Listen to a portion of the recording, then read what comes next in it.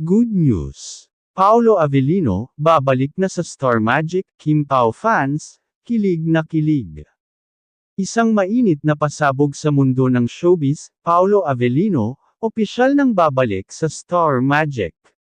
Matapos ang ilang taong pamamalagi sa labas ng ABS-CBN Talent Arm, handang-handa na raw ang aktor na muling tumapak sa tahanang nagtulak sa kanya patungo sa bituin. At syempre, hindi pinalampas ng Kim Pao fans ang balitang ito.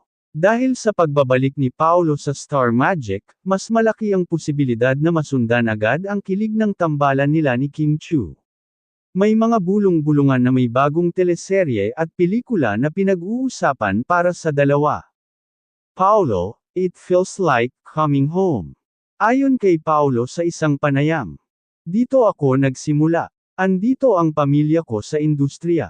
Excited ako sa mga bagong projects, lalo na kung kasama si Kim. Kim Pao Nation, ready na. Nag-trending agad ang hashtags #Poloisbak at #KimPoForever sa X, Twitter, Facebook at TikTok, habang binabahan ng mga fans ang comment section. Let's go Kim Pao. 2025 is your year. So happy Paolo is finally home. Star Magic dagdag Kim Pao katumbas perfection.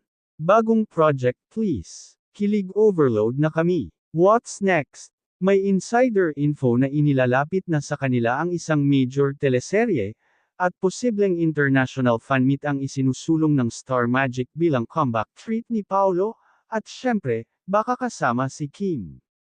Welcome back, Paolo. At para sa Kim Pao Nation, mukhang mas marami pa kayong dapat abangan.